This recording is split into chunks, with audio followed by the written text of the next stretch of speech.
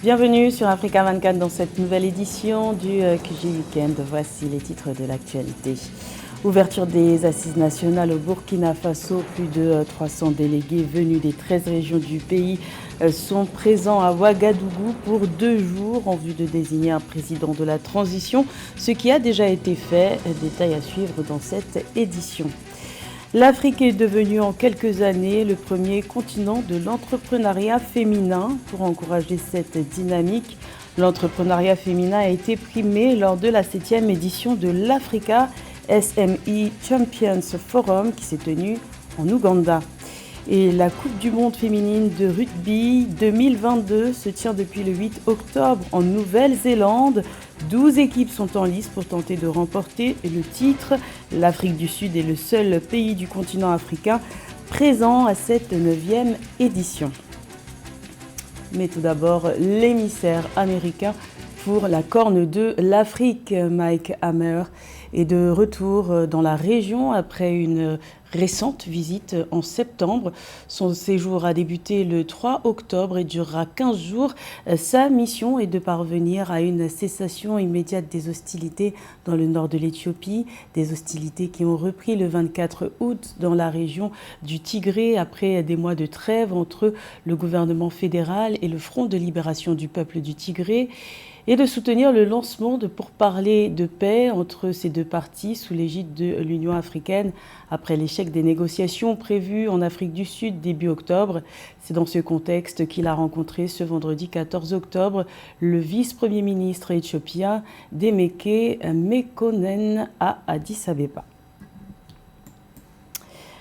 Les assises nationales au Burkina Faso ont débuté ce vendredi 14 octobre à Ouagadougou, 2 semaines après le coup d'État militaire du 30 septembre. Ces travaux de 2 jours ont pour objectif de procéder à la signature de la charte de la transition et de désigner un nouveau président de la transition.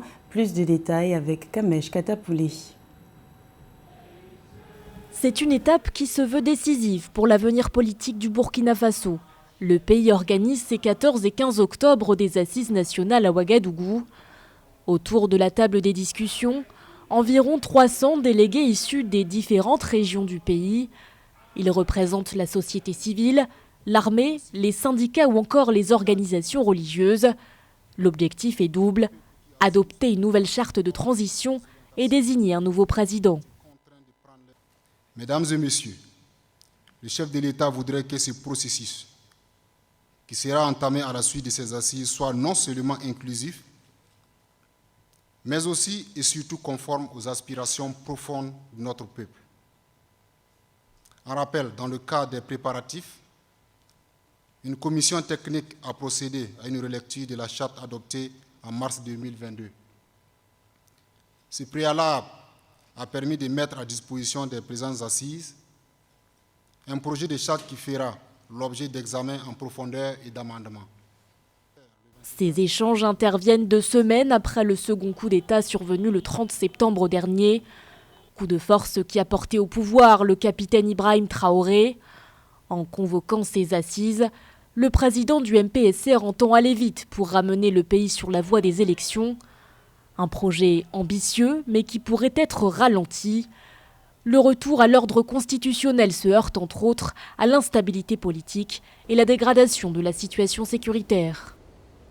Si l'avènement du MPSR le 24 janvier 2022 a suscité beaucoup d'espoir pour le peuple burkinabé meurtri et confronté à une crise sécuritaire sans précédent, il y a lieu de reconnaître que nos populations ont désenchanté quelques mois plus tard face à la dégradation continue de la situation sécuritaire et humanitaire. Aussi, au regard des dérapages constatés et dans le souci d'éviter l'enlisement, il s'est avéré nécessaire de redresser la barre afin de poursuivre au mieux le processus enclenché. C'est ainsi que les 30 et 31 septembre 2022, des officiers, sous-officiers et militaires du rang ont été contraints de prendre leurs responsabilités pour recadrer et recentrer les objectifs de la transition autour des priorités, à savoir la reconquête et la sécurisation de l'intégralité du territoire national. Si la mission des nouvelles autorités de transition s'annonce ardue, elles peuvent néanmoins compter sur le soutien de la communauté économique des États de l'Afrique de l'Ouest. Une délégation de l'organisation sous-régionale était venue dans le pays quelques jours après le coup d'État, visite à l'issue de laquelle elle avait déclaré être confiante. Et sachez qu'à l'issue des travaux de ce vendredi, c'est le capitaine et putschiste Ibrahim Traoré qui a été désigné, ou plutôt confirmé, président de la transition. Notons qu'il ne sera pas éligible pour l'ensemble des élections prévues en juillet 2024. Également dans l'actualité, le représentant spécial du secrétaire général de l'ONU et chef de la mission d'appui des Nations Unies en Libye, Manul Abdoulaye Bathily, est arrivé ce vendredi 14 octobre à Tripoli, soit près de 2 semaines après sa prise de fonction officielle le 29 septembre dernier.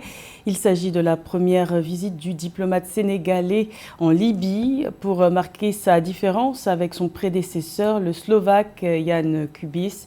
Abdoulaye Bathily travaillera à partir de Tripoli. Sa principale mission, résoudre la crise en Libye qui se traduit par un conflit entre 2 gouvernements rivaux, une situation qui persiste depuis mars dernier.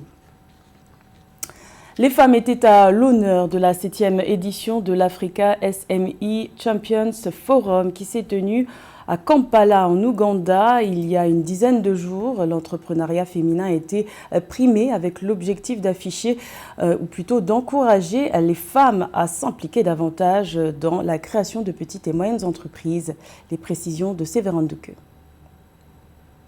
D'après une étude publiée en novembre 2020 par le cabinet international de conseil en stratégie Roland Berger et consacrée à la dynamique entrepreneuriale des femmes en Afrique, le continent africain recense pas moins de 24% d'entrepreneurs parmi la population féminine. Pour encourager les efforts des femmes à davantage s'impliquer dans la PME, ces dernières ont été célébrées lors de la 7e édition de l'African SME Champions Forum les 6 et 7 octobre 2022 à Kampala en Ouganda.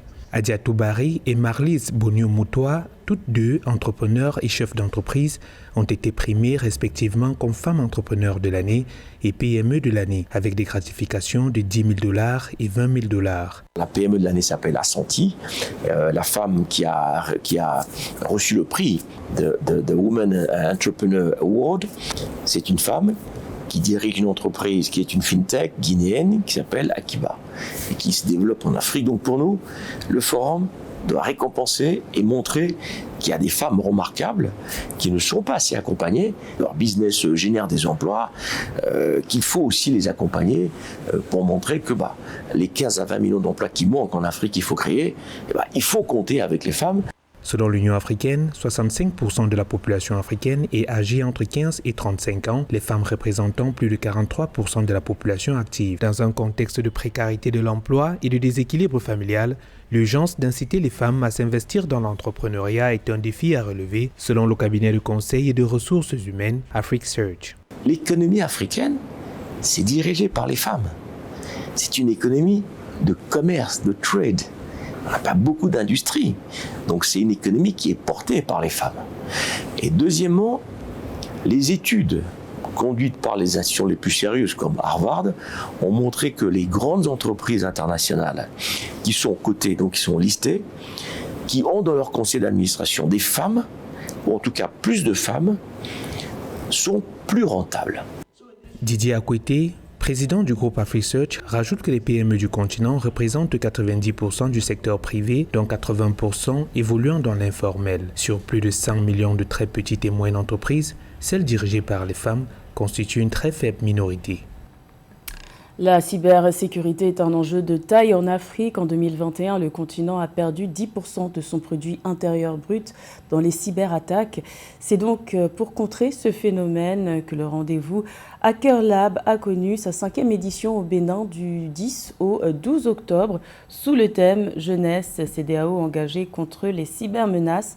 Reportage de notre correspondant Leftune. Soucieux du développement des compétences et de la culture de la sécurité numérique en Afrique et au Bénin, la CEDEAO et l'Agence des systèmes d'information et du numérique, ASIN, ont co-organisé du 10 au 12 octobre à Cotonou l'édition 2022 du Hacker Lab. Cette compétition a réuni des jeunes challengers des pays membres de la CEDEAO et de la Mauritanie. Durant 48 heures d'affilée, les erreurs du Nigeria ont eu une très belle accélération à l'entame de la compétition, mais sur la dernière ligne droite, les Warning, vainqueurs de l'édition 2022, ont su tirer leur épingle du jeu et ont engrangé 9 830 points contre 8 750 pour le Nigeria. Ce qu'on fait en local, c'est bien, au pays et tout, mais on se croyait être meilleur peut-être dans notre propre pays, mais à rencontrer ces autres pays qui sont venus nous combattre ici, franchement, c'était rude. Et à un moment donné, on n'y croyait même pas parce qu'on sentait vraiment cette pression à la montée. It was an interesting challenge. C'est très intéressant d'avoir participé à ce challenge. Nous n'avons eu aucun problème avec la connexion Internet ni aucune obstruction. Tout s'est bien déroulé et les épreuves sont abordables. Je souhaiterais que de bonnes opportunités de travail s'offrent à nous. La cybercriminalité constitue un fléau dans le monde et dans la zone CEDEAO. En 2021, l'Afrique a perdu 4 milliards de dollars dû à la cybercriminalité, équivalent à 10% de son produit intérieur brut PIB. Cette initiative dénommée Hacker Lab Jeunesse CEDEAO, engagée contre les cybermenaces, vise à accroître la main-d'œuvre dans l'espace communautaire. Nous sommes extrêmement satisfaits du résultat parce qu'on a pu voir une émulation entre les équipes qui ont compéti dans cette phase finale pendant 48 heures non-stop, sans sommeil pratiquement. Et on a vu une belle émulation, une très belle concurrence. La CEDEAO veut faire de la jeunesse, c'est 60% de sa population, un élément fondamental de développement, un élément, une main-d'œuvre critique en termes de cybersécurité. Les participants au Hacker Lab 2022 se sont défiés à travers plusieurs épreuves, notamment l'analyse médicale, le web et le forensique. Ils retournent dans leurs pays respectifs en tant qu'ambassadeurs de la sécurité numérique. A noter que la CEDEAO constitue une communauté de 350 millions d'habitants, dont 60% demeurent des jeunes. En cette année 2022, le Nigeria, pays le plus peuplé d'Afrique, est confronté à une crise énergétique sans précédent. Les pannes généralisées de courant ont rythmé les premiers mois de cette année, à cause notamment d'un défaut d'alimentation des générateurs privés. Face à cette précarité énergétique, une entreprise a décidé d'apporter une solution écologique et économique. Les explications de Graziella Tchakounte.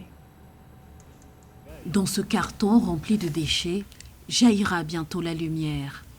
Ici, piles, vis et écrans sont transformés en lanternes solaires composées à 70% de déchets recyclés. Un moyen pour l'entreprise Quadloop de lutter contre la précarité énergétique au Nigeria. Baptisée Idonu, la lanterne comprend une télécommande, un capteur de lumière du jour automatique, un port de charge USB et une batterie lithium-ion rechargeable de 10 400 mAh. Nous avons remarqué que oui, il existe un marché pour cela. C'est à ce moment-là que nous avons commencé à construire et c'est ce qui nous a amenés là où nous en sommes aujourd'hui. 32 $, c'est le prix auquel sont vendues ces lanternes solaires. Et dans un pays qui subit de graves coupures d'électricité, la clientèle est au rendez-vous. Une clientèle composée essentiellement de jeunes entrepreneurs qui y trouvent un double avantage, économique et pratique. Elle est très bonne, elle m'a été utile depuis que je l'ai. Elle m'aide quand il n'y a pas de lumière. Je l'utilise pour faire mon travail et cela m'a soulagé du stress d'acheter du carburant et des dépenses supplémentaires. Outre les petites entreprises, Quadloop cible également les hôpitaux communautaires, régulièrement frappés de plein fouet par les délestages, avec le double avantage de lutter contre le réchauffement climatique. Prochaine étape pour l'entreprise, s'implanter en Tanzanie et au Ghana, deux pays qui font face à des défis énergétiques similaires. La Coupe du monde féminine de rugby 2022 se tient du 8 octobre au 12 novembre en Nouvelle-Zélande. Le seul pays africain qui participe à cette 9e édition est l'Afrique du Sud. Battues par les Françaises lors de leur premier match de poule, les Sud-Africaines tenteront de se rattraper ce dimanche face aux Fidji. Le point avec José Douglas. Oui, la Nouvelle-Zélande accueille la Coupe du monde féminine avec la participation des Sud-Africaines, nos seules représentantes de la compétition. Pour se qualifier, il fallait passer par des épreuves au stade Bosman de Johannesburg du 9 août, journée nationale de la femme en Afrique du Sud, au 17 août 2019. 4 équipes ont disputé le ticket gagnant pour la Nouvelle-Zélande, l'Afrique du Sud, pays hôte du tournoi, le Kenya, l'Ouganda et Madagascar. Chaque équipe a joué 3 matchs et le vainqueur par points s'est qualifiée pour cette Coupe du Monde et la deuxième équipe a disputé un match de barrage contre une équipe d'Amérique du Sud en repêchage.